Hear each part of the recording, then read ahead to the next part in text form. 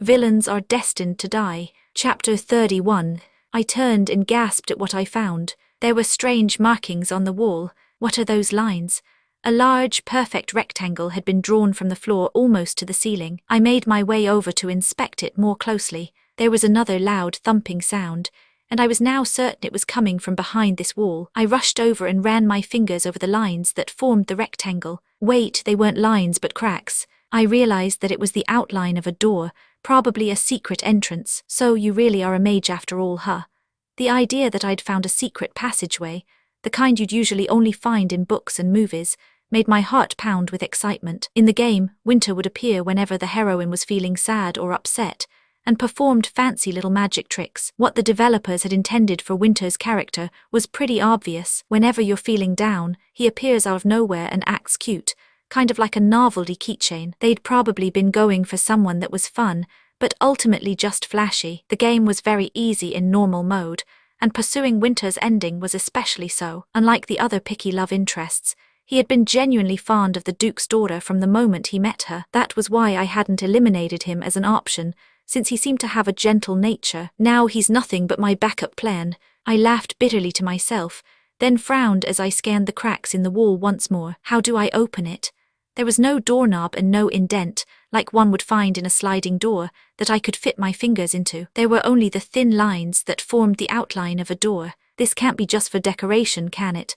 I rubbed my chin, wondering what to make of it. Then I felt along the wall again. Maybe there was a hidden button.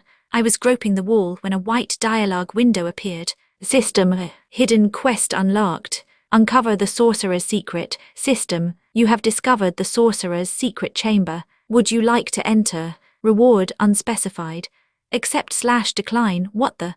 I wasn't expecting to find a secret quest, and I stared at the notification with wide eyes. This quest hadn't existed in normal mode. I glanced at the reward and frowned. Damn it, hidden quests by their nature never told you in advance what the reward would be. It was similar to the dialogue on and off feature.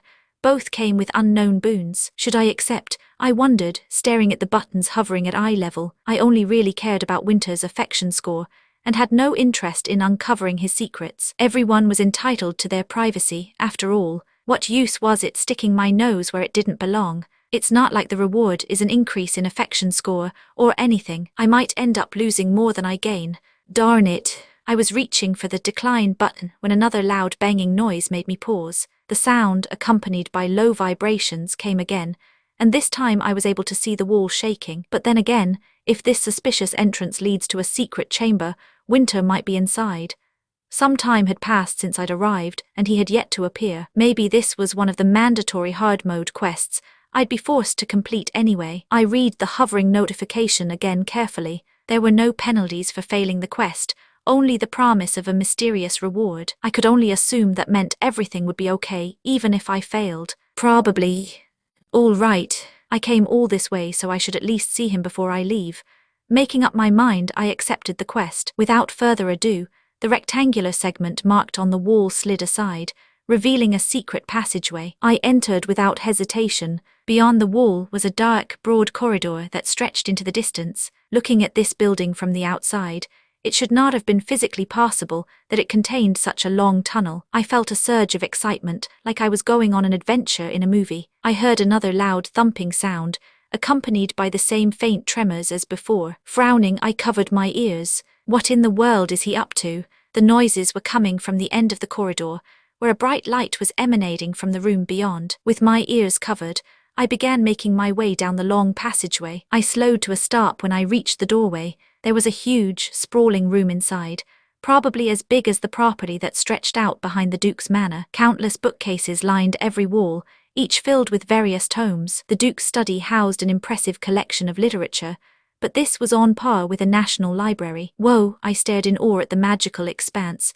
which I hadn't encountered while playing the game. Besides the book-lined walls, there were many other curiosities housed inside the enormous room. There were large glass display cases scattered around the area, showcasing gems, accessories, or mysterious minerals that I couldn't identify. I could also see the stuffed pelts of creatures I'd never seen before and reconstructed large skeletons, perhaps once belonging to dinosaurs. This place, it's like a museum, I murmured dreamily. It's so lovely.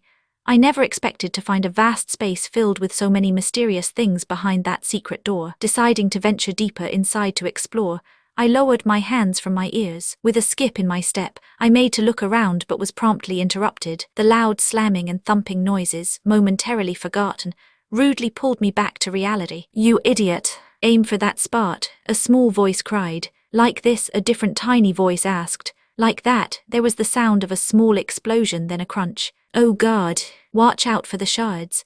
A group of children was fleeing from one corner of the room, sharp ice fragments pouring out in great spikes after them. The children were all wearing animal masks. There was a lion, a cat, a squirrel, a puppy, and a pig. "Dang it, be careful. If we damage the box, he'll kill us," shouted the lion-masked child. He narrowly escaped being skewered by a spear of ice, by tumble rolling and springing back to his feet. "All right, I'll try hacking away at the ice on the edges then," muttered another child glumly, raising the object in their hand. "A staff. Are they mages?" A different child approached the ice and raised their staff too. "You take the left side this time. I'll take the right," they shouted.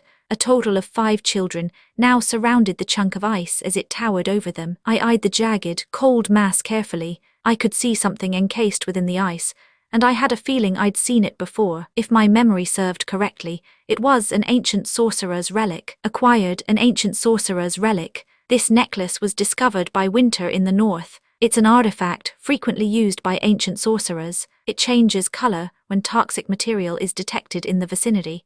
All of the surrounding artifacts were destroyed during its excavation from the ice, leaving only the necklace remaining. Acquiring this item, due to its rarity, leads to a rise in Winter's affection score.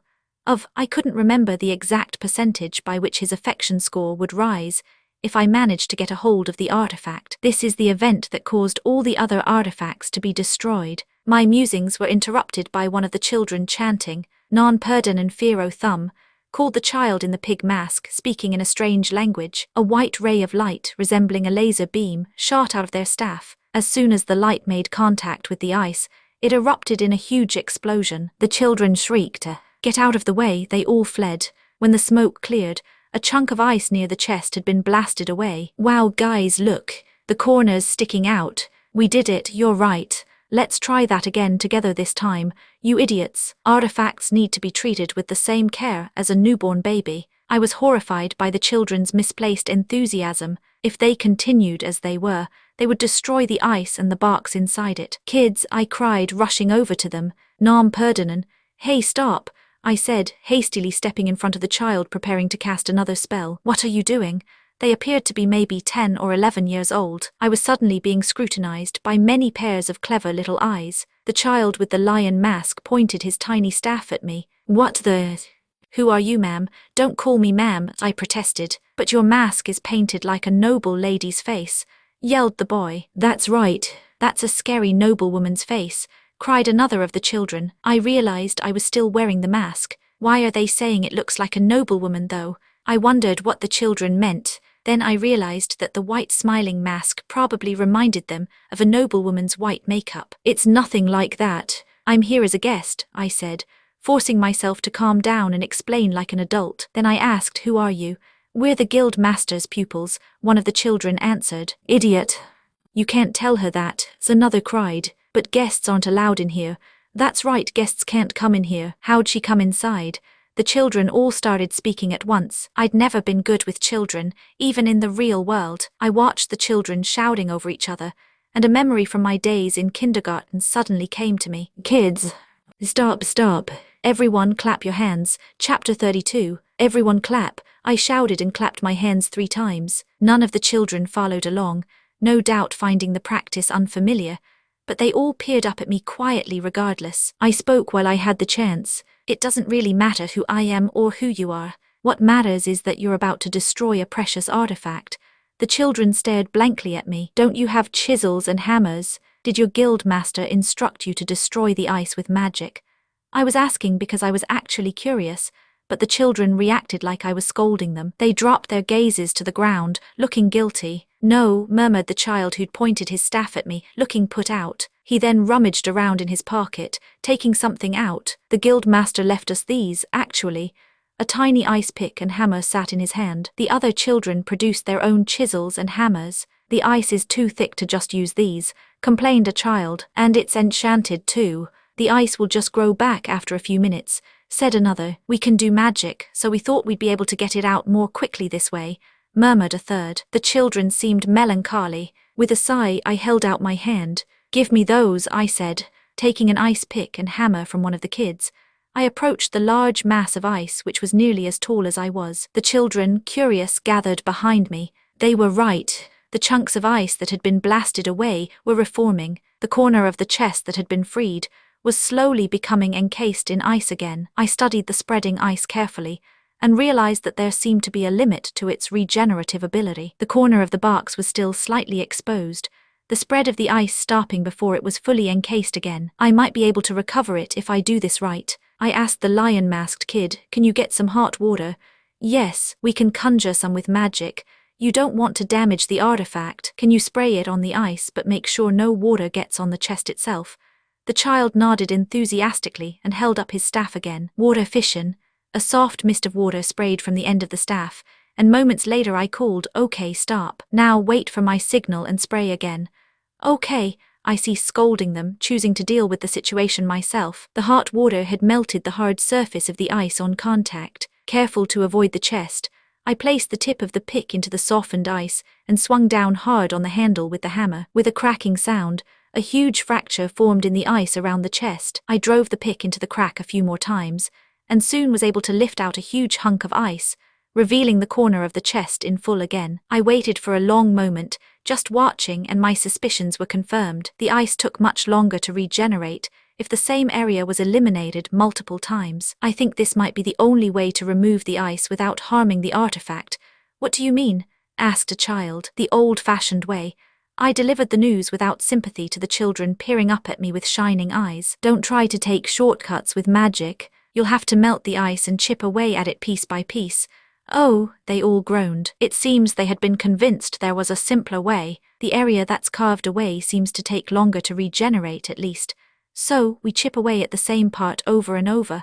one of the children asked. "That's correct," I said with a nod. "I'll work on the ice first with our little lion here. The rest of you spread out and find a spot, then continue chipping away at it, okay?" "Okay." I was a little flattered seeing their eyes sparkling with enthusiasm as they scrambled to obey. I was also a little excited to feel like I knew what I was doing. With the enthusiastic children clamoring to follow my lead, I began helping to extract the artifact in earnest. I'd read about the excavation process in many books, but I'd never tried it myself before. I thought I'd have plenty of opportunities to try it in university.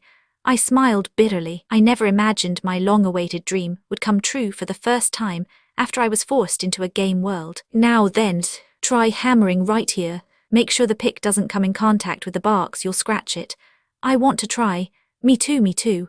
Unexpectedly, the clumsy children had a more delicate touch than I did. We chipped away at the ice for a while, and by the time only half of the precious chest containing the artifact was exposed, we were all very tired. I expected the surrounding floor to end up soaked, but it was surprisingly dry, and much cleaner than it would have been if we'd been excavating dirt. This was mostly because, seemingly still enchanted, the ice flakes that fluttered to the ground didn't melt. "Oof, my back," I said, straightening from where I'd been crouched over the ice. My entire body was aching. The children were obviously feeling tired as well, grumbling and massaging their limbs. "This is hard, too hard, but we're halfway there," shouted one of the children, doing their best to sound perky. "You're right," responded another. I surveyed our work, noticing that the chest didn't have a single scratch on it. I grinned. "Good work, everyone. It's all thanks to you, ma'am." "That's right, it was all thanks to you." The children all rushed at me at once, clapping in appreciation. "I told you not to call me ma'am," I thought, frustrated. However, since I was still wearing the mask, I just resigned myself to it and clapped along. That was when I heard a chilling voice from behind. "Who are you?" I froze, my palms pressed together awkwardly mid-clap. I'd forgotten why I'd come here in the first place, engrossed in excavating the artifact. "What are you doing here?" the voice asked. I turned around stiffly, like my joints had suddenly rusted over. There was a tall man in a white rabbit mask, standing a short distance away. "Winter Verdandi. I cast a spell on this place. It can't be detected or accessed by just anyone." I could see navy blue eyes glaring at me through the mask's eye holes, cold as ice. He slowly raised a large, heavy staff, pointing it at me. "You're wearing a mask. Are you a mage?" A white light glowed at the top of the staff, and I had the feeling the beam of a spell might fly at me at any second. I gulped, trying desperately to think of what to say. I couldn't very well tell him I was doing a secret side quest, could I? What was the best way out of this predicament? Should I take off my mask right now, tell him who I am? As I hesitated, I noticed the numbers above his head begin to blink precariously. Affection score 9%, then notifications began appearing. Affection score -1%, affection score, -2% affection score, -2% affection score, -1%. The flurry of tiny messages blinking in and out of existence above his affection score made my jaw drop. What in the world? Affection score 3%, no, please no. His affection score had dropped to 3% in an instant, and it hadn't stopped there either. The letters were still blinking threateningly. I bit my quivering lower lip. I thought there was no penalty. There was no mention of minus points. Come on. I was relieved I was still wearing the mask. If my face had been visible, I might have burst into tears at this unexpected turn of events. Winter jerked his staff, which was still aimed in my direction. Tell me immediately how you got in here, he pressed. You see, I started.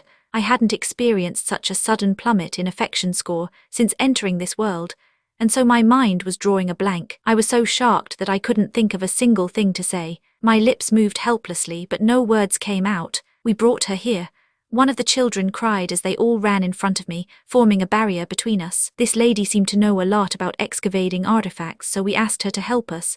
That's right, another little voice hollered. She helped us and we're nearly done. Look, they pointed at the chunk of ice behind us. Winter glanced at it, his eyes widening briefly. I've told you multiple times that outsiders are never to be allowed in here, he said sternly to the children, but she said she was a guest, and the task you gave us was too hard. I hadn't expected the children to stand up for me. After all, we'd only met a few hours ago. I barely had time to ponder how appreciative I felt, however. Winter's cold stare changed as soon as he heard the word guest leave the child's lips. He glanced between the artifact and me, then lowered his glowing staff and bowed politely. I was rude, and after you helped the children too. Please forgive me. This place is usually off limits to all but a select few. This was the first apology that I'd ever received from one of the game's love interests, if you excluded Eccles begging for forgiveness. In this world, no one ever apologized to Penelope. The apology didn't leave me feeling happy, however. I felt stupid for getting excited over picking away at some ice. Now I was terrified that Winter might kill me. Chapter 33. I thought I would die in that room. Watching the affection score drop in real time was a uniquely terrifying experience. The game world I'd found myself in filled me with dismay. I might find myself rejoicing one moment, but in the next I would be plunged into incredible danger. My hands were quivering from shock, and I tucked them behind me to hide it. Despite my fear, I finally found my voice. I didn't know this place was off limits. Forgive my intrusion, I said. Though I was still filled with terror, I did my best to hold my head up high. I had to maintain the persona of a haughty, fearless noblewoman. This was terrible. Winter seemed taken aback by the soft tone I'd adopted in contrast to my confident attitude. Please come this way. This isn't the proper venue to discuss business. He gestured politely, guiding me from the room. Despite his unfailing courteousness, I had the feeling he wanted me out of the secret area as quickly as possible. I moved as slowly as I could, wondering if a game notification would appear. Despite entering the mysterious secret space, as the quest had directed, there was no indication from the game that I'd succeeded. Judging by the plummet in Winter's affection score, it seemed the hidden quest demanded that I get out without being detected. I'd failed in that spectacularly. Did all hidden quests in hard mode provide so little information? This game is insane. I'm not accepting any more of these stupid quests, I resolved to myself, trudging over to Winter's side. He ushered me to the passageway as soon as I reached him. Do you think I'm some kind of monster that will hurt the children? I suddenly felt irritated. I knew that sneaking in hadn't been the right thing to do, but I'd had a great time with the children and taught them something useful. I didn't deserve to be treated with such suspicion. Then I heard the kids calling after me. MS, noble lady, see you later, let's play together again. I turned to find the children in their little animal masks, crowded together and waving at me. The one with the lion mask, who'd been the first to defend me, placed a finger to his lips and winked. Cute little things. I felt sorry that I couldn't thank them properly for helping me. I waved at them, breaking into a bright smile, even though the mask probably hid it from view. Realizing the man in the rabbit mask, Winter, had stopped to stare at me, I awkwardly let my hand drop and followed after him quickly. We walked down the same tunnel I'd entered earlier in complete silence. How did it come to this? I thought, blinking sadly at the words, affection score 3%. If the children hadn't intervened with their little white lie, I would have likely been killed by whatever magic spell he'd been about to throw at me. I'd wanted to use Winter as insurance, but considering the state of things, I would be lucky to maintain his current affection score. I heaved a deep inward sigh. The corridor seemed much shorter on the way out. Winter stood aside when we reached the doorway, waiting for me to exit first. Though I was trembling with fear inside, I held my composure as I passed him. He followed directly behind me, turned, and waved his staff at the open door. It slid shut. The wall was back to normal and I stared in shock. The white lines that had allowed me to see the outline of the door were no longer visible. In fact, I didn't feel confident that I'd be able to find its exact location again. Winter didn't seem to mind that I was watching so intently as he worked. He flicked his wand several more times, as though he would double and triple locking the secret door, before finally turning to me. Thank you for taking care of the children. But for today it's too late to discuss business. Please come again another time.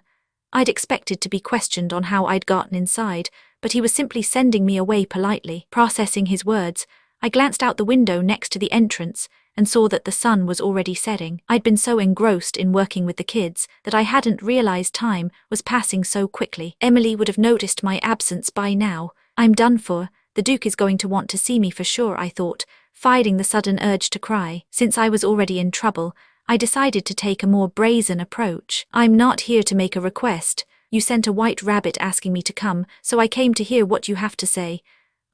Winter murmured. I waited for quite some time since there was nobody here. I can leave, but the fact of the matter is, I'm much too busy and have no time to come again, I said. The truth was I had more time than I knew what to do with, but I pretended to have such a busy schedule that I wouldn't be able to return. I had my pride. Then the children came out and asked me for help.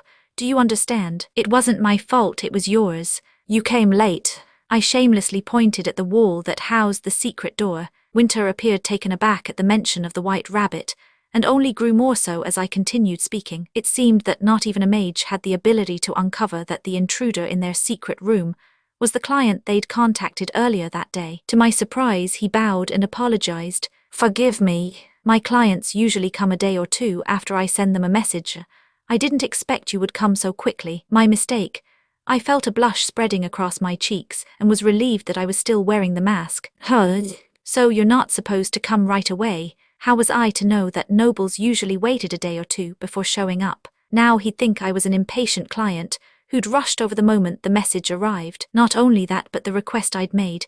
It was the request of a girl searching desperately for the man she'd met at a ball. Winter might even have realized the moment he received my request that he was the one I was looking for. That had been my intention when I'd included the hint regarding the handkerchief. I found that I couldn't look him in the eye anymore. Forget the request. Since I intruded where I don't belong, I shall overlook that you made me wait, I said, quickly spinning away from him, not entirely sure what I was saying anymore. My plans and requests didn't matter now. I just needed to get out. I was rushing toward the door when he spoke. Wait, he called urgently. Please wait, what is it? I asked, turning reluctantly. His navy blue eyes were staring intensely at my face. I can't let you leave like this, not when I made you wait, and behaved so impolitely, even after you helped the children. I felt my face contorting into an expression of pure confusion. Wait, he was in a hurry to chase me out a few moments ago. Why the sudden change? Forget about it. I didn't really do anything that special, I muttered, unwilling to take his words at face value. My lady, please grant me a chance to redeem myself, Winter interrupted earnestly. I was going to refuse and insist he could worry about that next time. I had to get back to the manor before people realized I'd left without permission again. The hidden quest had messed with my plans, and I needed to regroup and develop a new strategy as well. But then the letters above his head gleamed. Affection score 6%. It was enough to change my mind instantly. If that's the case, I'll hear what you found regarding my request, I said primly, moving to sit on the guest sofa. Winter soon sat opposite me, then gestured in the air as if summoning someone. Teacups and a pot appeared out of thin air, and I watched curiously as hot black tea poured into the cup that had landed softly in front of me all by itself. Since I was wearing a mask anyway,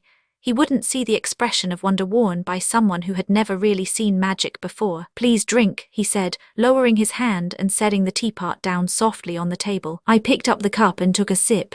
The temperature was just right. Winter soon spoke. "I'm not sure if you're aware, but only a select few people know that this establishment is run by a mage.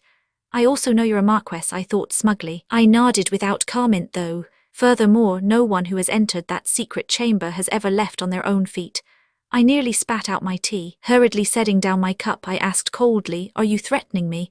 "I'm sorry." "No, that would be a crime," Winter said, looking confused. "I meant that magically erasing someone's memories takes a toll on their body, causing them to fall into a deep sleep. I usually have to carry them out."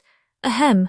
I cleared my throat, embarrassed to have jumped to the wrong conclusion. "I would usually have to erase your memory as well, my lady, but..." Chapter 34. I could not bring myself to erase your memory since I failed to meet you promptly and was so rude earlier.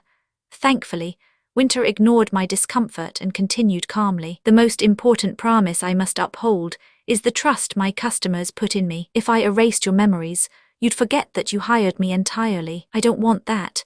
I frowned, realizing just how much of my memory he'd considered wiping. I could have ended up attending ball after ball in search of him later. "So, what is it that you want from me?" I asked. "Please keep what you saw today a secret. In return, I shall require no payment for the information that you seek," he said. This generous offer took me by surprise. What was he so desperate to hide about that secret chamber? What's special about those children? Are they the children of criminals or something? "They are orphans that were imprisoned and tortured by the Anti-Magic Association and then rescued." The Anti-Magic Association?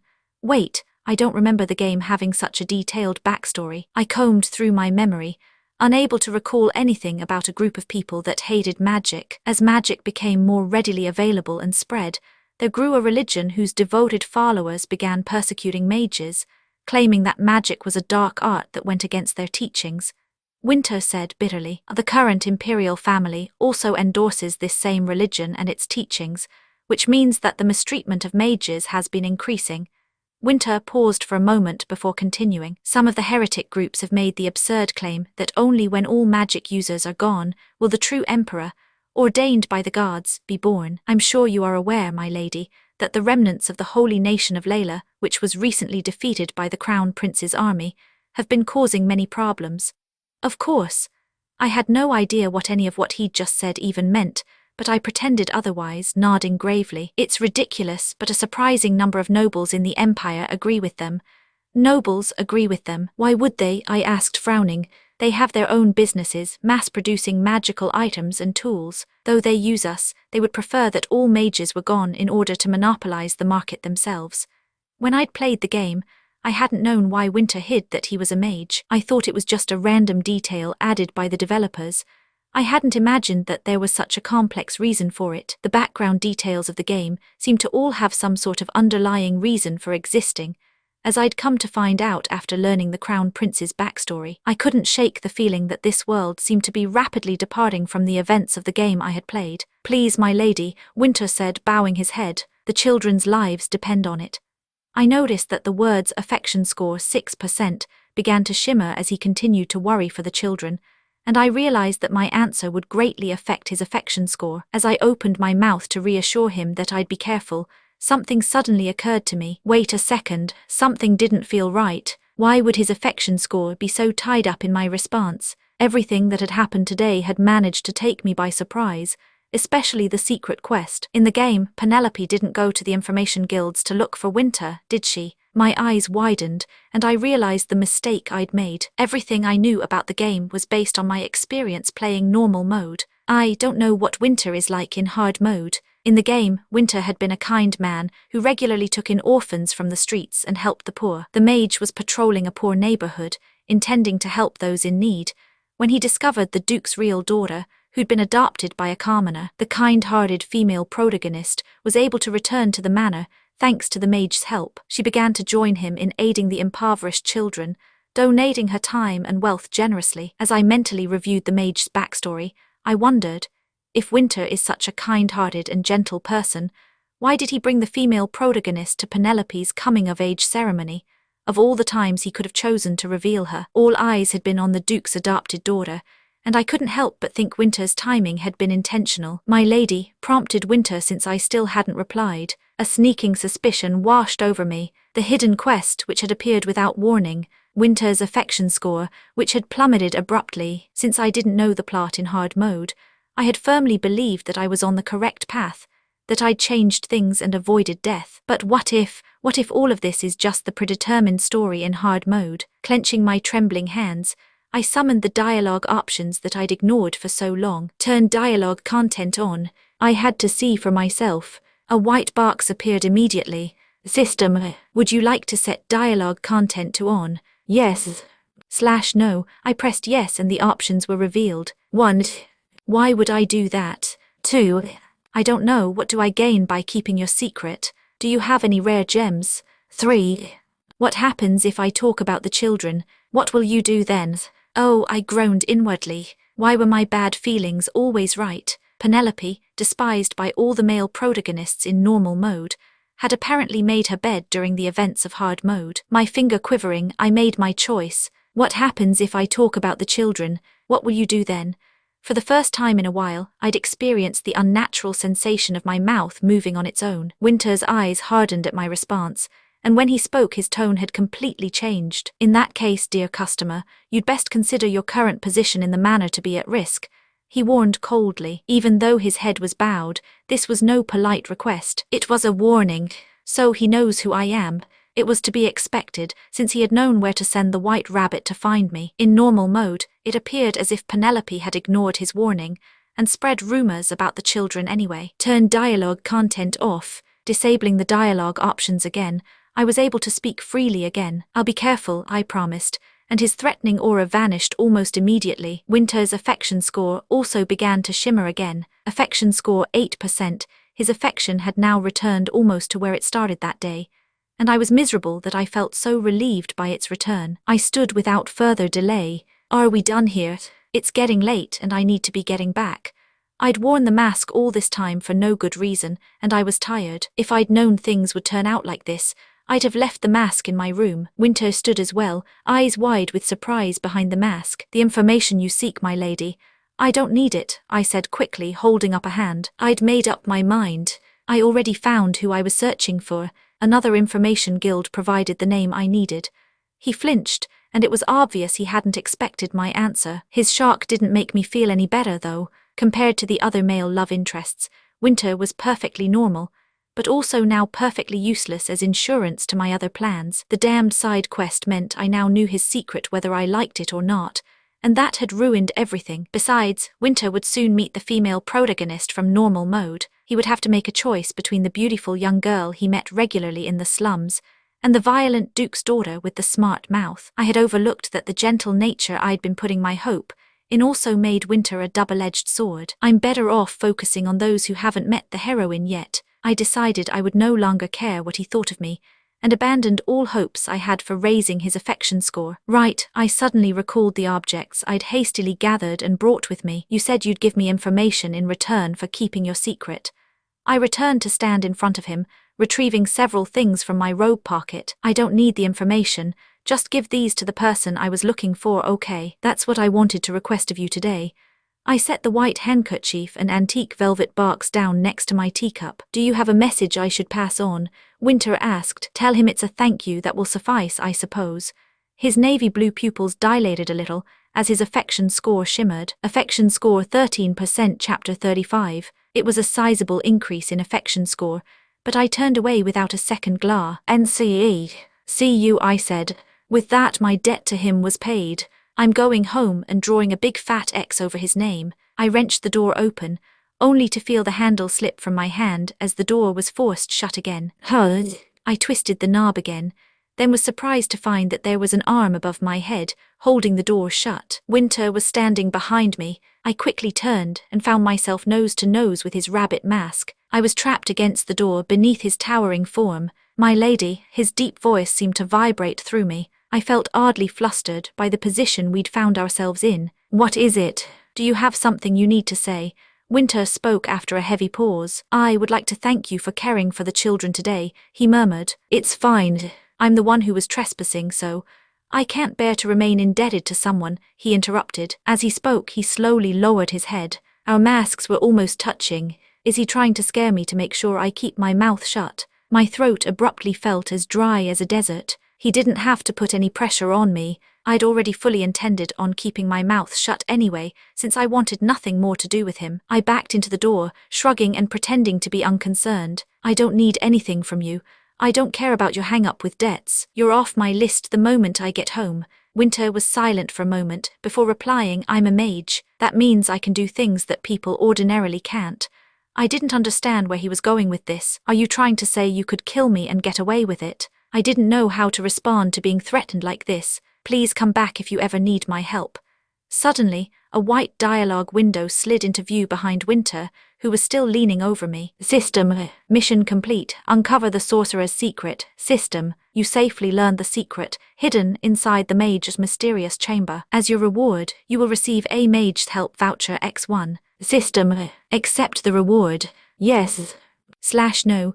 I huffed, bewildered by the sudden reward. It was too little too late. Considering the fear and anxiety I'd gone through in order to complete the quest, I had already decided to run away, determined not to get involved with him again. The reward was practically useless to me. That's just not fair," I muttered under my breath. "I'm sorry," Winter said, bewildered. I shook my head and put my hand on his chest to softly nudge him away. Though I didn't exert much force, he backed away without resisting, contrary to earlier when he'd prevented me from leaving. When I'd pushed him far enough to reach the notification window, I removed my hand and pressed yes.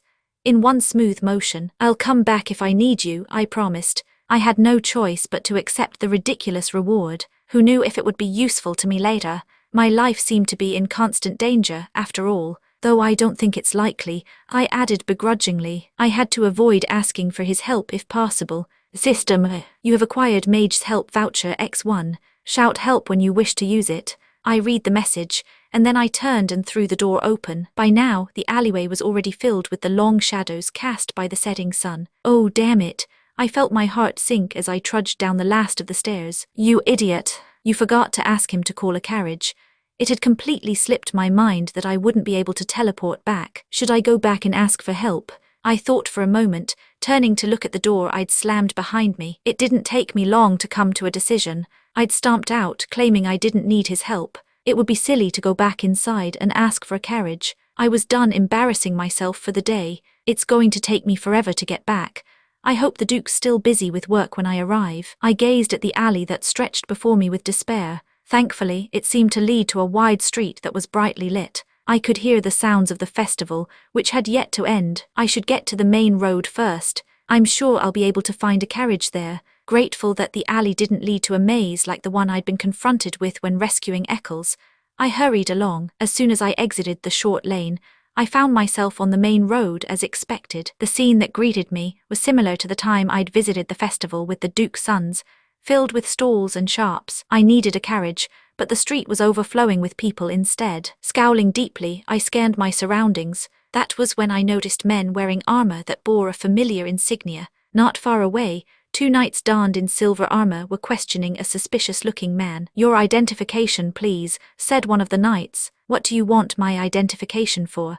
"We've been ordered to keep an eye out for any criminals that might have snuck into the city during the festival." "Your identification now?"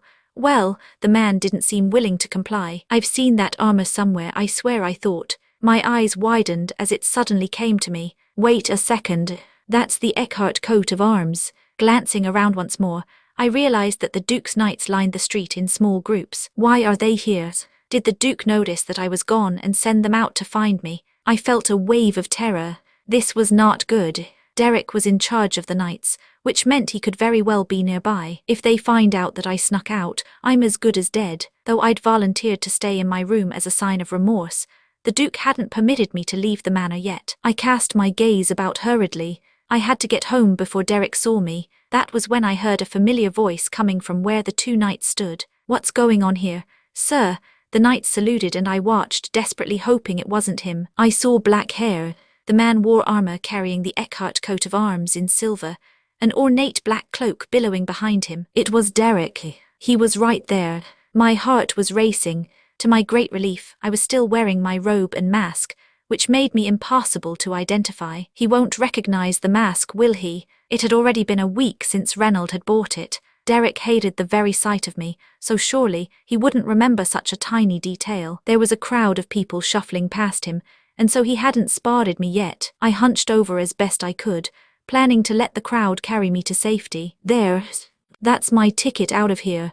I noticed a group of people wearing masks similar to mine, stealing glances at Derek. I waited for the right time to make my move. He was listening to the knight speak when he suddenly glanced up, looking right at me. I flinched, stumbling backward. Our eyes had met, and his questioning expression soon twisted into a scowl. Oh shit. I turned before he could know for sure it was me, and dashed back down the alley, which turned out to be a dead end. There were only a few buildings, including Winter's establishment. There was nowhere to run if Derek gave chase. I climbed the stairs, tears of shame stinging my eyes. Then I threw myself against the door, shoving it open. Help, Chapter 36. Though it hadn't been more than 5 minutes since I'd left the building, confident that I wouldn't need his help, I activated the mage's help voucher. I gasped for air, huffing after my dash up the stairs. Cold silence met my cry for help. Surprisingly, Winter was still standing right where I'd left him, in front of the doorway. His navy blue pupils were wide, and my face reddened like a tomato under my mask. I was so glad I still had it on.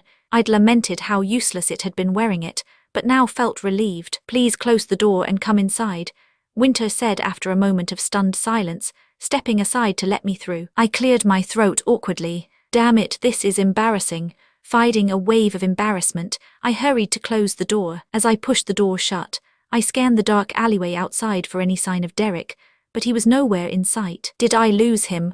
I wasn't out of the woods yet, though. If he returned home and found that I wasn't in my room, I was done for. I'm sorry to change my mind so suddenly, but the favor you offered is still on the table, correct? Of course, Winter replied easily. I'd like to take you up on it then. Please take me to Hamilton Street immediately. The words tumbled out of my mouth all at once. I was in a hurry. I had to get home before Derek. Since Winter was a magic user, I was sure he must have some method of instant transportation. Hamilton Street. Winter seemed to mull the address over in his mind. Where else would I want to go? Hamilton Street was 1 block away from Eckhart Manor. Since he already knew my identity, I could have asked him to take me directly to my room. It would certainly have been more convenient. I needed to continue pretending I was clueless, however. After today, I would never see him again after all. I can't seem to find a carriage, since there are so many people out and about on account of the festival. I mumbled stiffly after a moment's pause. You didn't bring an escort with you?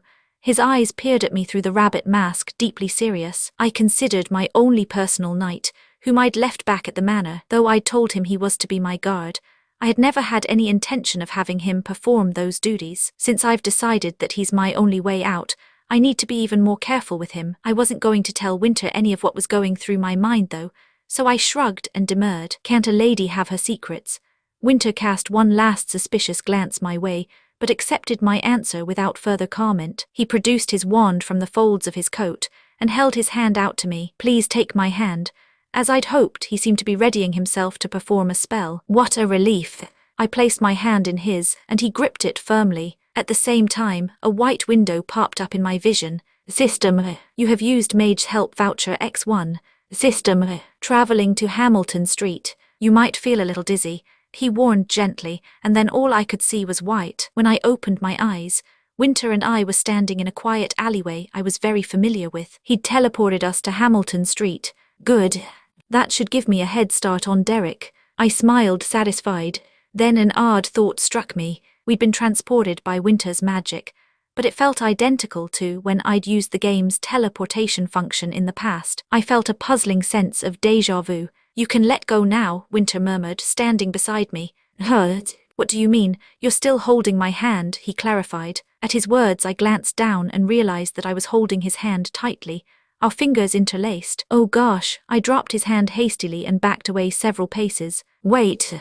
How did our hands end up so entwined? Seeing as I'd practically thrown his hand from mine, I suddenly felt sorry and wondered if I'd been rude. In any case, he'd helped me in my time of need, so I thanked him sincerely. Thank you for helping me. Don't mention it. I'm glad I was able to repay you, Winter said, shaking his head modestly. I certainly find you more trustworthy now, I said, laughing at how seriously he took repaying his debts. Considering he was a marquess, It was surprising that he would defer so politely to his customers for the sake of his business. He really was living up to the stereotype of an eccentric mage. Winter gave me an odd look. Does that mean you'll continue to make use of our services? Well, I'm not sure about that, I said, the smile fading from my face as I gazed at him. I doubt we'll have many occasions to meet again. The cold night air blew through the alleyway as we stood regarding one another, each of us hiding our identity behind a mask. He probably has no idea I know who he is. It was for the best that I didn't disabuse him of this notion, both for my sake as well as his. He'd soon discover the female protagonist after all. His knowing would do neither of us any good. Goodbye, I murmured, turning away. I was about to leave the alleyway when his soft voice reached my ears, carried by the wind. If I deliver the things you gave me, I stopped in my tracks, and receive a message for you in return. Would you allow me to deliver that message to you? I glanced back at him. There was something eerie about the rabbit mask, its white surface seeming to float in the darkness. No, I said simply. I did not know what his expression looked like beneath the mask, but I could see his affection score. Affection score 15%. It was surprising to watch his affection grow, despite my firm rejection. Parting ways with Winter, I immediately rounded the corner and hurried toward the manor. Or to be more precise, I rushed to the high wall that surrounded it. I'm sure it was around here somewhere, I murmured, frantically searching the wall with wide-open eyes. I was looking for the secret opening. Because the wall was so enormous and the lighting so dim, it was hard to make anything out in the gloom. I'd broken into an anxious sweat, worried that Derek might soon return by the time I finally found it. I hurriedly crouched in front of the hole, which was so narrow that I almost had to crawl on my belly to pass through it. After lowering myself as best as I could, I was about to shove my head through when I heard heavy footsteps approaching. Penelope Eckhart, said an icy cold voice. So it was you. I froze where I lay on my belly. Please, I mentally prayed to every deity I could remember, begging for an escape from this unfortunate reality. Please tell me I'm hallucinating, but there were no gods in this damned game. Get up right now, demanded the voice, and it was almost as if I could hear him grinding his teeth. The piercing blue of his eyes shone in the darkness, and seemed to glow brighter even than the words, affection score 13%, hovering above his head. I was completely thunderstruck at his absurd timing. How, you're the only girl who'd parade around wearing such a silly mask. Of course I recognized you, Derek barked with an unamused laugh. He had immediately understood my questions. How did you know it was me? Why did you chase me all the way here? Silly. My temper flared, but I forced myself to bow my head quietly. The glowing words shimmering above his black head of hair were enough incentive to bite my tongue. Why are you like this? Derek demanded to know, scowling fiercely. Tell me. I let you attend the festival when you were adamant you had to see it at night. I also overlooked the fact that you brought home a slave from God knows where because you insisted you needed someone to protect you. What dissatisfies you so much that you're sneaking out again? Derek reminded me of my last attempt to slip away without an escort. Sadly, I had no explanation for him, even as he pressed for answers. Sorry, I kept apologizing over and over like a parrot that only knew how to grovel. It's not like I was actually at fault, but there wasn't really anything to be done about it. I couldn't very well tell him the truth, that I was desperate for a way to escape both him and Reynold. Whatever punishment you decide on, I'll accept it without a word of complaint, Lord Derek. Punish me, give me a punishment. What is it with you and punishments? My strategy to always just apologize no longer seemed to work on him. His temper flared and he snapped with a glower. That's all you ever do, ask me for punishments. Well, do you enjoy being punished? Is that it? He asked irritably. I was taken aback. Who enjoys being punished? Of course, I didn't want to be constantly chastised. He grabbed my hand before I could reply. Come, hers.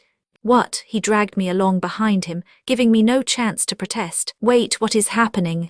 What penalty do you have planned this time? His sudden outburst honestly frightened me. I hadn't expected he would ever initiate physical contact like this, not when he hated Penelope so much. Where are we going? Lord Derek, I asked, my eyes glued to his affection score. He gave no answer. I'm having such a terrible day. I wondered if I should throw myself at his feet and beg. Nothing seemed to be going according to plan, and I was getting sick of it. Wait.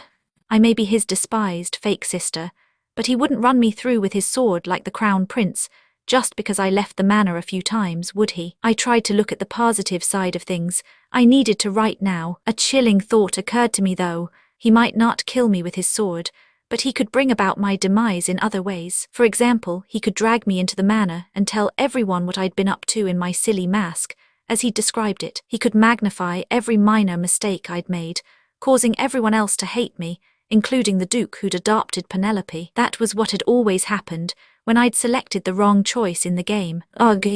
Whatever, do your worst, I thought, resigning myself to my fate. There was nothing I could do now. I had plenty of experience with being kicked around and bullied in the real world, and I knew better than to resist. I wasn't like Penelope, who'd always screamed and fought back every inch of the way, only causing her to reach her ill-fated ending more quickly. I completely surrendered and just followed wherever Derek led me. He was headed toward the manor's front gate, just as I'd expected. The guards stationed in front of the closed gate recognized him and bowed deferentially. Up until that point, I had assumed he was leading me inside. Derek walked right past the gate, however. Where in the world is he going? I gaped at the back of his head, my eyes wide. The anxiety I'd barely managed to suppress exploded. Chapter 37. Derek led me down the main street a good distance, then veered off onto a smaller, less populated road. A few buildings dotted the sides of the path, and we passed them before coming to an incline, beyond which there was a thicket of trees and shrubbery. However, it was no wild pathway, since I could see small, delicate lanterns lighting the trail at regular intervals. They dotted the path, shimmering lights blinking like fireflies. The trees and shrubbery were neat and arranged beautifully. As well, it was clear someone was tending to them lovingly. I frowned when my eyes found a small sign at the beginning of the path that clearly marked it as East Hill. Why did suddenly bring me here? I'd heard of this place. It was a small trail that ran along one of the hills on the Duke's estate, a popular spot for the female and male protagonists to take a stroll in normal mode. I'd never actually gone on a date with any of the love interests in the time since I'd arrived in this world, of course, and this was my first time visiting the trail. The park was kept in splendid condition and was not open to the public. That meant commoners weren't allowed access. Wait, does he mean to stab me to death in there, where no one will see? The chilling thought caused me to freeze in my tracks just as I passed the sign. Wait, I said. Derek turned his cold gaze on me. What? Why are we going up there? Didn't you say you wished to be punished? Just keep quiet and follow me. He resumed walking, expecting me to follow. We passed through the gate and onto the path going up the hill at a steady incline. I couldn't change my mind now, not after I'd said I would accept any punishment without complaint earlier. Besides, I preferred not knowing what he would do if I refused to comply. Penelope's weak body soon grew tired as I forced myself to continue. Even though we hadn't gone all that far, I was out of breath. I had to follow at almost a run to keep up with Derek, who was walking much too fast. I gasped for air, struggling to breathe through the mask as I wondered, is he punishing me by forcing me to climb this hill? If that was the case, he truly was a cruel son of a bitch. He didn't even look back, the cold bastard, as he charged ahead with no consideration for the lady he was leaving behind. Soon I couldn't help but stop again. Please wait, I gasped out. What now? He demanded irritably, not slowing even a little. His bad mood frightened me, but I couldn't continue at this pace. The hem of my robe was already stained black from being dragged through the dirt. I can't keep up if you walk so fast, I protested weakly. To be honest, I expected him to ignore me altogether, or snap something nasty at me in reply like he always did. Surprisingly, he slowed at my request, and as we continued to walk, the distance between us stayed consistent. He had slowed to keep pace with me. Is he okay? I wondered. I kept glancing up to confirm that affection score 13% continued to glow brightly, reassuringly through the darkness. We trudged on in silence and eventually, a beautiful gazebo came into view in the distance. We'd finally reached the top of the hill. I peered inside and frowned at the cozy little space I found. What the? I thought this was a popular spot for couples. I was sure the game had described it as a place for secret trysts, but there wasn't anyone to be seen at that moment. I don't want to be alone with him.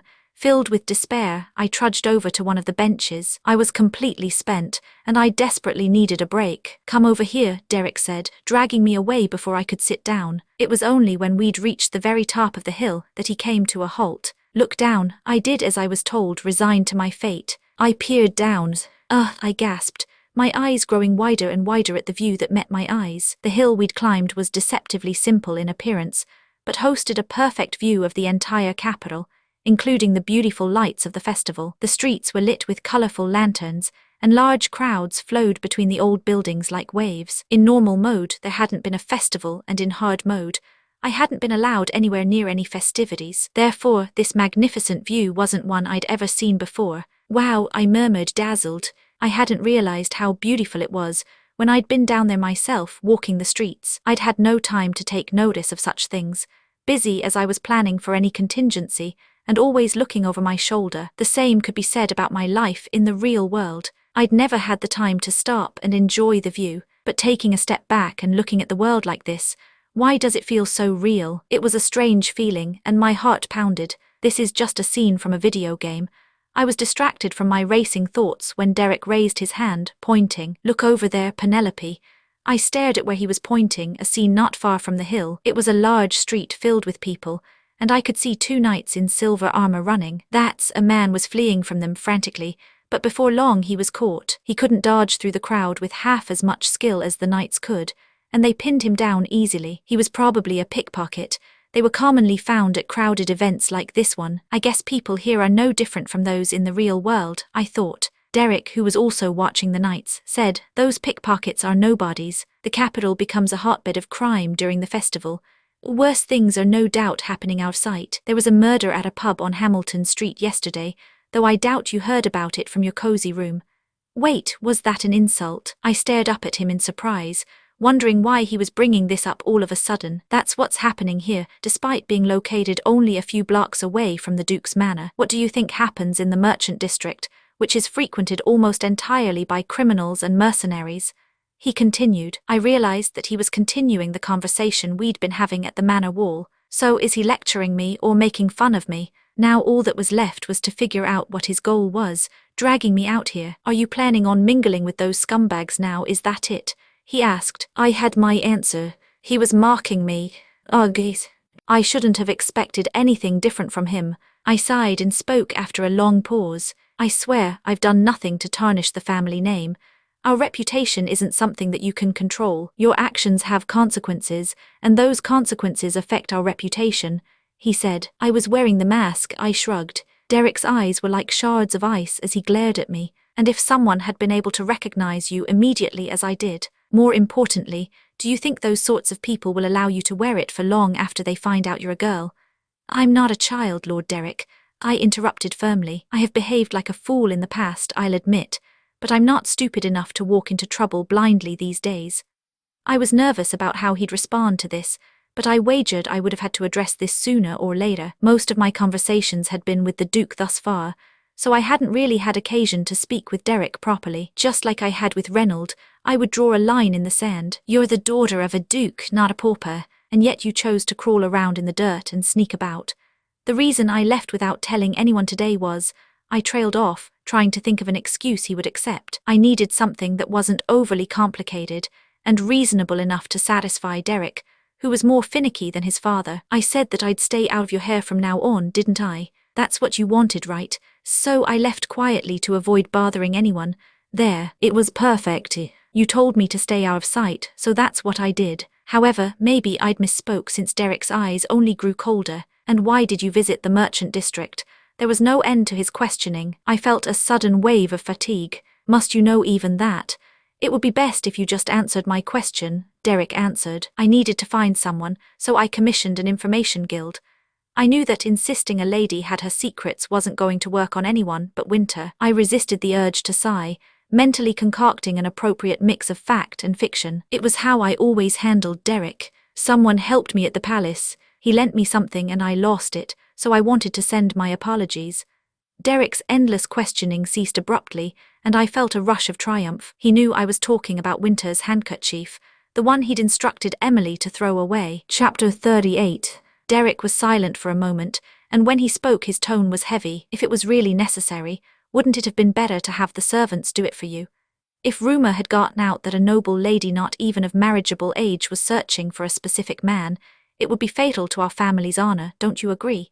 I countered smoothly. I decided then and there that I needed Derek to see Penelope in a different light. Instead of a nuisance that threw tantrums and made absurd demands every other day, I would at least prove to him I was capable of some logical thought. This is the only way I can force you to leave me alone. I shot a frosty glare at the word's affection score 13%. I'd been as polite as I could be, in order to prevent the score from falling. I didn't particularly want it to rise, though. Penelope, for some reason Derek sighed deeply. You'll soon be an adult, so I won't stop you if you want to leave without telling anyone. Just use the front door instead of crawling disgracefully in the dirt. I'll inform the butler of this arrangement.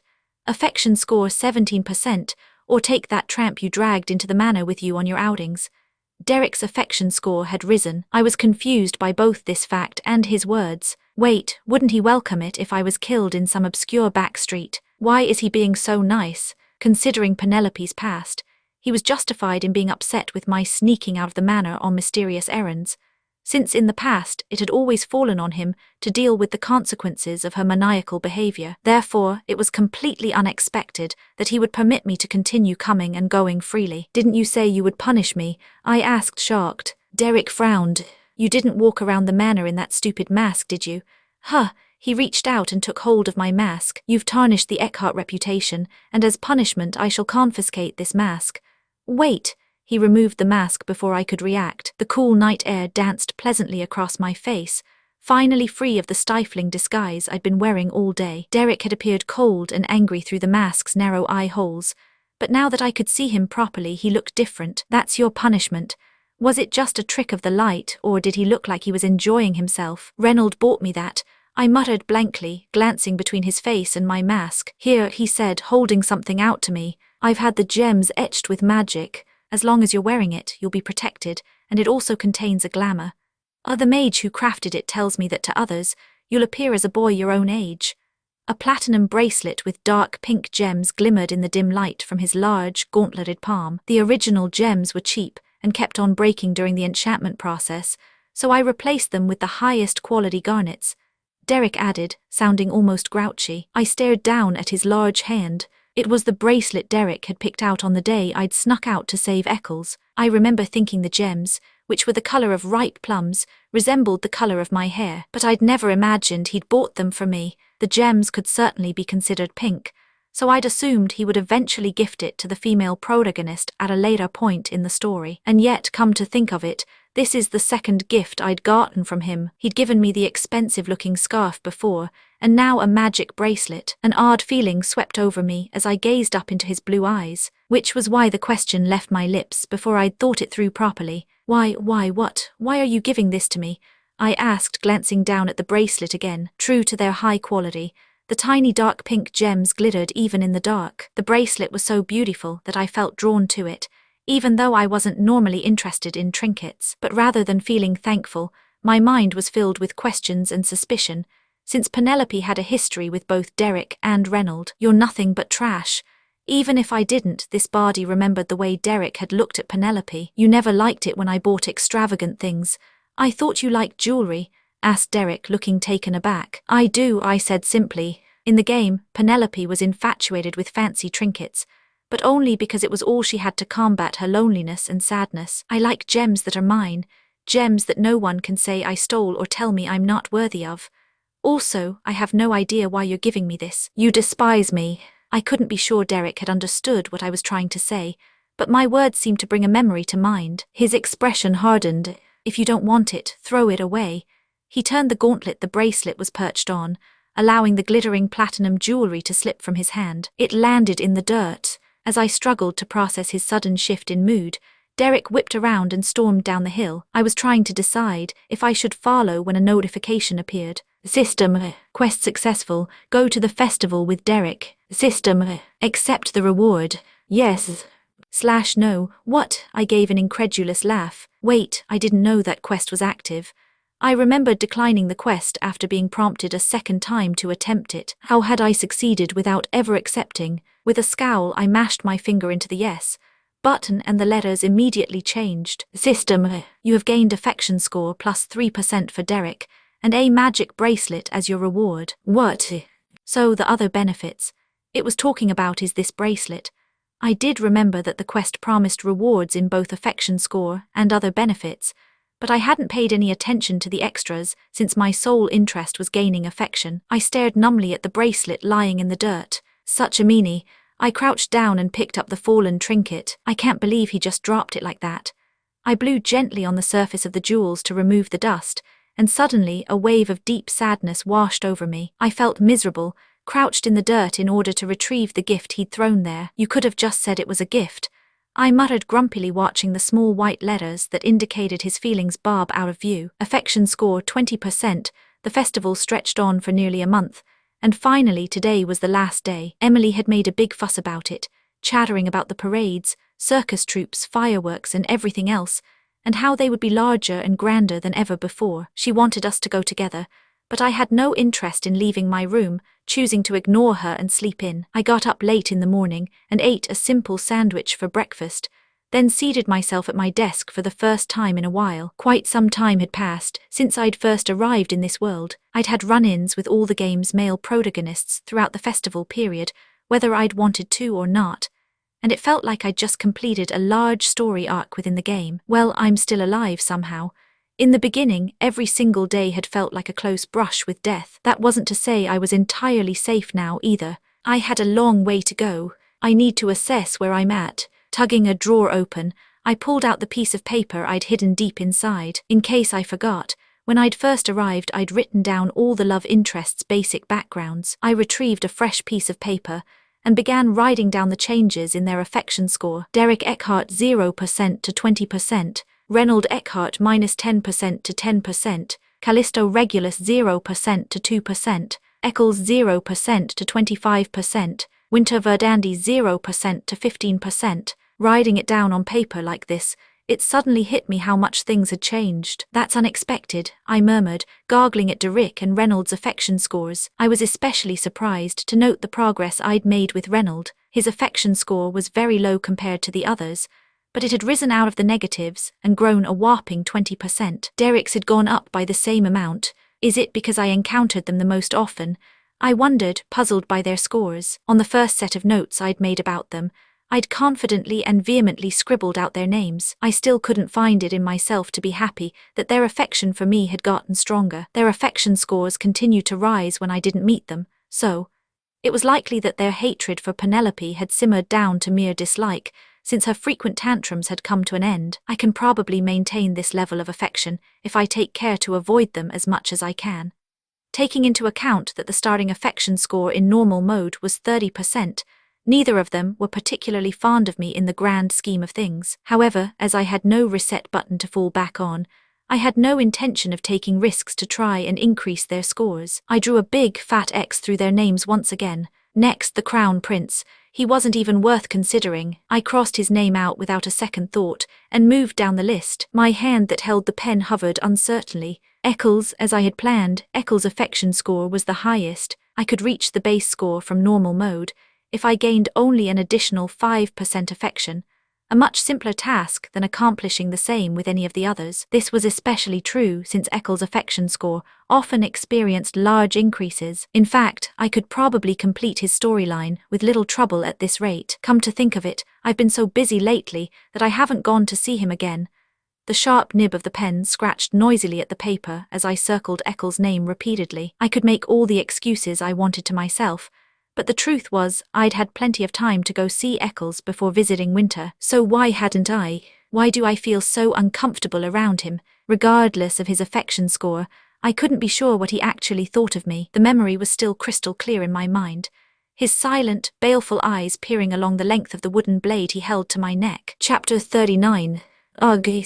I shuddered. The ruby ring glinted on my left hand, and as I ran my fingers over the smooth stone, I tried to approach the situation more cynically. The moment a dog tries to bite its master, the master needs to pull back on the leash. However, if I did that, it would surely cause his affection score to plummet. I thought he was my only real option, so why do I get the feeling that I'm taking a big risk by throwing my lot in with him? Shaking my head, I tried to ignore my anxiety. I cast my eyes to the next name on my list, Winter Verdandi.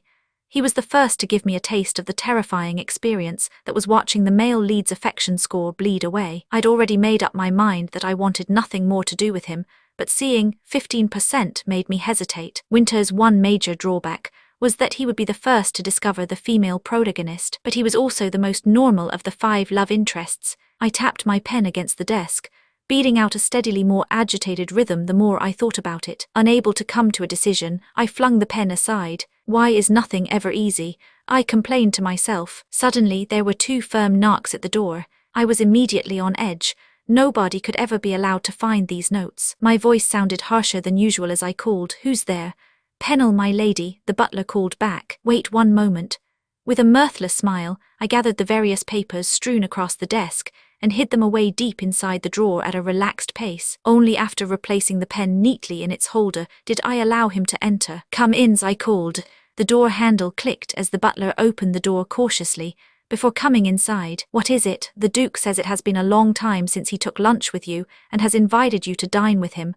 "Lunch," I repeated. A lunch invitation was a completely foreign concept to me. I always ate alone in my room, ever since I'd found myself in this world. Compared to what I knew about a noble's normal diet in this world, the food I was served was outrageous, but I was okay with it. It was better than eating rotten food or starving like I had in the beginning, and I wasn't required to speak with the Duke or his sons if I took my meals alone in my room. Emily, who had stabbed me over and over with her needle, now served me with all her heart. It suits me perfectly to just eat alone, I thought. I did not want to go down to the dining room on the first floor and dine with people I did not feel comfortable with. Besides, the thought of eating while the servants watched made me feel ill. The same people who hated me because they felt I had usurped the Duke's actual daughter. "I don't mind eating alone in my room as I've always done," I said evasively, wanting to avoid going if I could. "Besides, I'm still reflecting on my past behavior. He asked that you attend since he has something he wishes to say to you all." "All? Does that mean my brothers will be in attendance as well?" "Of course." "Well, shit." I resisted the urge to scowl with some difficulty. It would be foolish to show any distaste for the idea in front of the Duke and Derek's closest manservant. "I need to keep calm. I can handle this." I sighed inwardly. "Pennell, before I go down to lunch I have a task for you." "I'm at your service, my lady," the old butler replied, attentive. "If there is any medicine to aid digestion, would you bring it to my room after the meal?" "Digestive medicine, my lady." The butler seemed puzzled that I would ask for a digestive aid before I'd even eaten. "Yes," I said, nodding. "There's no way I'll be able to eat comfortably with them," I thought. I followed the butler, since he had informed me that the meal was ready, and everyone was already waiting for me to join them. I couldn't procrastinate or insist. I needed time to get ready. As we traversed the corridor silently, the butler sped up to walk beside me. "The Duke appears to be very busy with affairs at the palace these days, my lady," he commented. I hadn't known he was busy. Although the Duke had been coming home late these days, I wasn't really interested in his comings and goings. "It appears so, yes," I replied with a nod. I could feel the butler cautiously studying my expression. "In the past, you always took part in family meals when the Duke was home, my lady." Did something unpleasant happen in the dining room, perhaps? I frowned briefly at his question. Penelope frequently attended family meals. She must have had nerves of steel. What did she stand to gain from attending meals with them so often? It certainly wouldn't have done anything to change the way people snubbed and despised her. She was certainly something else, I thought with a sigh, but since I had a feeling I could guess why she'd made sure not to miss meals together, I refrained from criticizing her any further. I wasn't like Penelope since I'd always been quick to give up. It hadn't made my life any less miserable though. I could still hear the clink of cutlery on fine china as my family ate in the kitchen and talked about their days. The perfect family that didn't include me. Lady Penelope."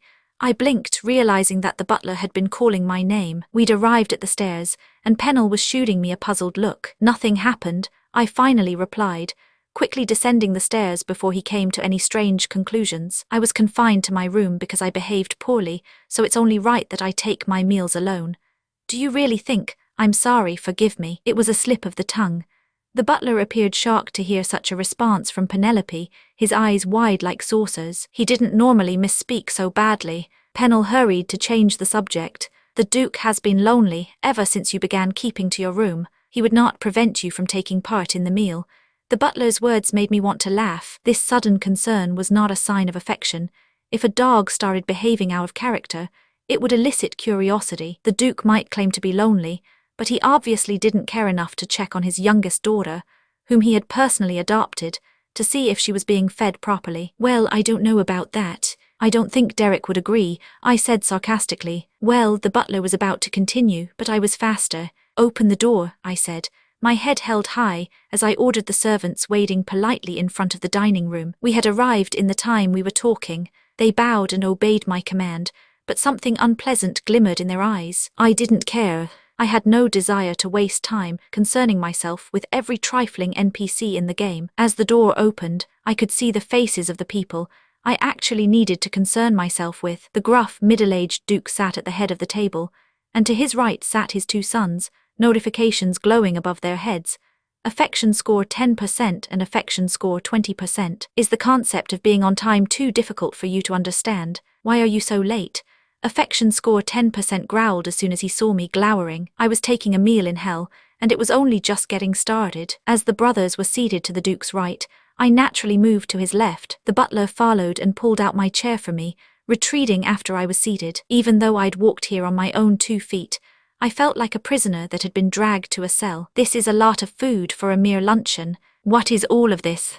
The table was filled with luxurious foods that I hadn't seen since coming to this world. Though it was probably difficult to bring this kind of food to my room on the 2nd floor, it served as a reminder of how low Penelope's standing in the house was. I was busy counting the many dishes on the table when the Duke spoke in his usual grave voice. "Let's eat."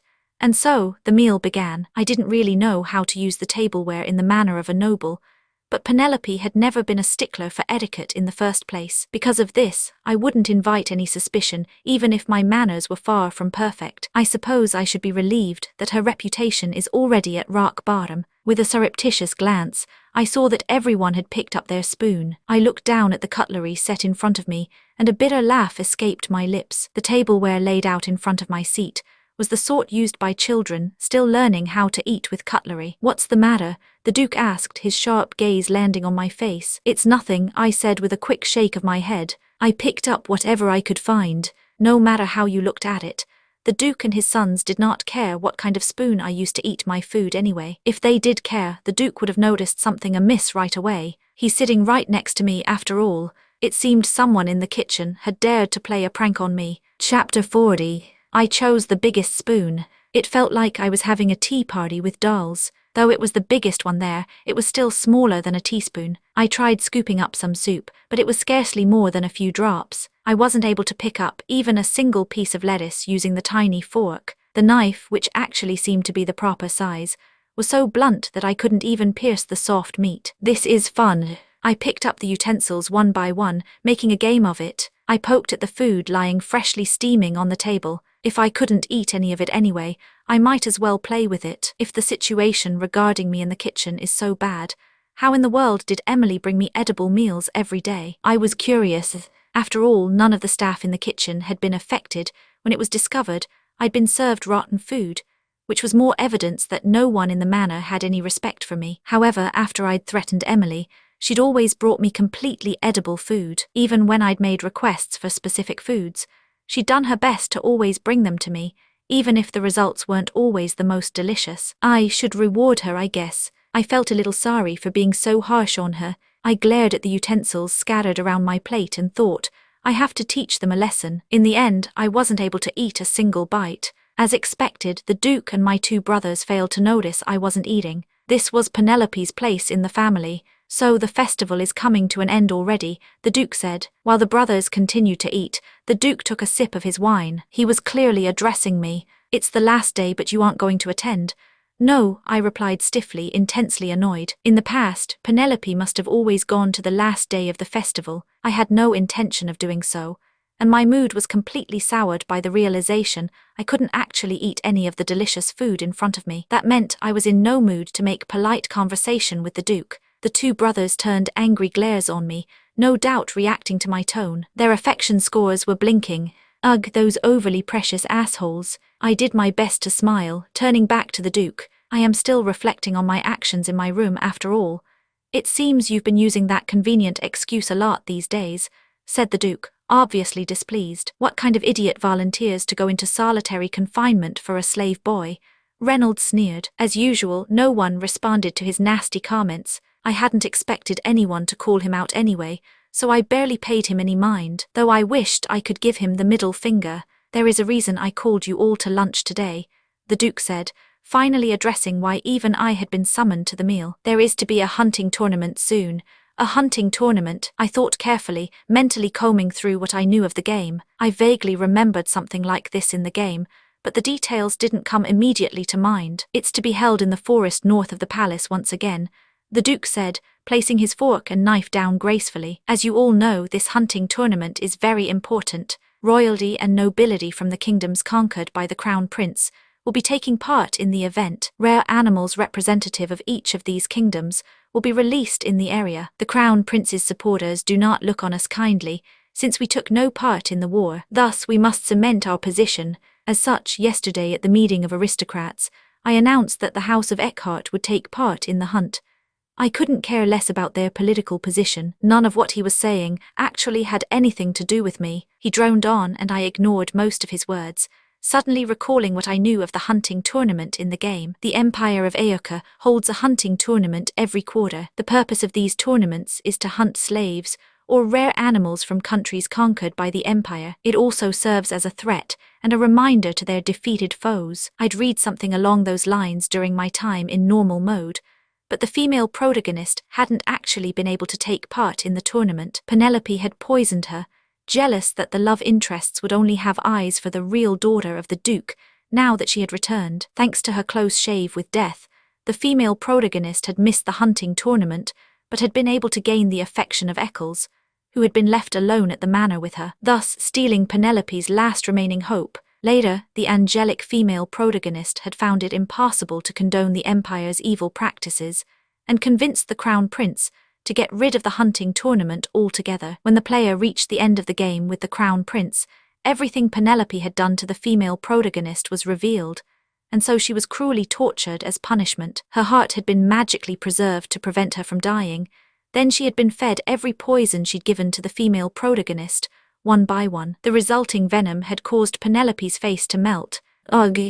I shuddered just thinking of that particular death, and its accompanying gruesome illustration, which I could remember all too clearly. Suddenly the Duke, who'd still been talking about his meeting with the other nobles, turned to me. Penelope, yes, I stammered, taken aback. I hadn't been paying attention to what he was saying at all. Much to my relief, the Duke didn't make a fuss about my distraction. We decided at the meeting to lift your ban from attending the tournament. My ban? Yes. What do you intend to do? The Duke asked. I struggled to find an answer to his question. What does he mean by lifting my ban? I had no idea what Penelope had done previously at the hunting tournament, which made me very nervous. Seeing my hesitation, the Duke spoke again. If you intend on taking part, I'll have the servants prepare your hunting equipment as well. Father, shouted my pink-haired brother vehemently, banging the table. How can you say that after what that crazy bitch, I mean girl, did last year? Reynold, said the Duke, tudding. The aristocrats' daughters were all demanding that she be thrown in prison, remember? Reynold said, ignoring the Duke's chiding. He glared at me with venomous eyes that promised violence. I had to find out what he was talking about, so I decided to act as shamelessly as the real Penelope would. What do you mean? I asked innocently. Are you serious? He shot back, incredulous. I am, actually. I have no idea what you're talking about, I thought, biting back a retort. The only way to learn what had made him so upset was to keep my mouth shut. The information I wanted came from an unexpected source, however. You begged for a crossbow, which none of the other girls were interested in. Came a voice much calmer than Reynolds'. Derek's blue eyes were pinned to my face, his words quiet and measured. We told you not to use it since it was dangerous, but you brought it with you anyway. Then you threw a fit, screaming you'd kill Count Kellen's daughter and her friends. Some of the soldiers had to pin you down like you were a wild animal. After that, rumors spread that the House of Eckhart was training a crazy chimpanzee to wield a crossbow, added Reynold with a cruel smile, jumping in as soon as Derek was finished speaking. Damn it, I had nothing to say in my defense, since Penelope had indeed behaved poorly. Her actions weren't, however, as shocking as I expected. She's meant to be the most villainous character in the game. I suppose it's only expected she'd act that way. I felt confident I could deal with this somehow. I'd seen worse behavior from the students who'd crawl around drunk at every beginning of semester party. That's enough, both of you. I'm sure she has reflected on her mistakes plenty. The Duke scolded them, as my silence lengthened. His intervention was welcome, even though the brothers had both already said their piece. The Duke turned to me with a grave expression. I'm sure you remember what I told you about an Eckhart's word, Penelope. Of course, father. I won't disappoint you this time, I answered quickly. I could hear one of the brothers grinding their teeth. Good. We've spoken enough about this for now.